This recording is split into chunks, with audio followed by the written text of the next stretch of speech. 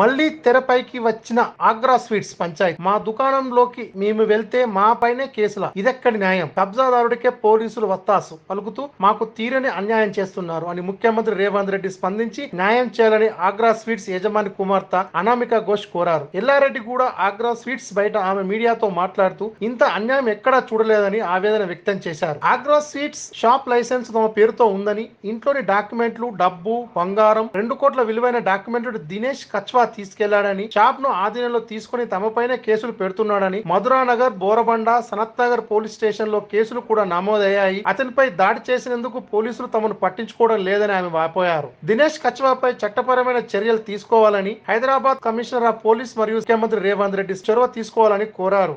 అయితే ఇక్కడ రౌడీజం చేశారు, గుండాయిజం చేశారు. వచ్చి ఒకసారి కెమెరా మొత్తం తీసేసి డివిఆర్స్ తీసుకొని దొంగతనం చేసి వెళ్ళిపోయారు. మళ్ళీ రాజీవ్ నగర్ బ్రాంచ్లో కూడా గుండాస్ని తెచ్చి షట్టర్ లాక్ చేసి వెళ్ళిపోయారు. మొత్తం ఇది చేశారు. కంప్లైంట్ ఇచ్చాం, అయినా కంప్లైంట్ తీసుకోవట్లేదు. 20-25 డేస్ తిరిగిన తర్వాత ఏసీపీ డీసీపీ సార్తో కలిసిన తర్వాత కూడా తీసుకోవట్లేదు. డిలే ఎందుకు అవుతుంది? తర్వాత మళ్ళీ మొన్న వచ్చి మళ్ళీ రౌడీజం చేశారు. మా మమ్మీ షాప్ ఓపెన్ చేసే దానికి వచ్చింది, గుండాస్ వచ్చి తాళం లాక్కున్నారు. తర్వాత వాళ్ళు యాక్షన్ తీసుకున్నారు, వాళ్ళని పట్టుకున్నారు. కొత్త ఎఫ్ఐఆర్ మళ్ళీ అయింది. 3 ఎఫ్ఐఆర్స్ అయింది. మళ్ళీ కూడా వాళ్ళు ఎందుకు యాక్షన్ ఎందుకు తీసుకోవట్లేదు వాళ్ళ పైన? ఇది యూసుఫ్ కూడా ఆగ్రా స్వీట్స్, ఇంకా రాజీవ్ నగర్ ఆగ్రా స్వీట్స్, ఈ 2 షాప్లో వాళ్ళు అటాక్ చేశారు.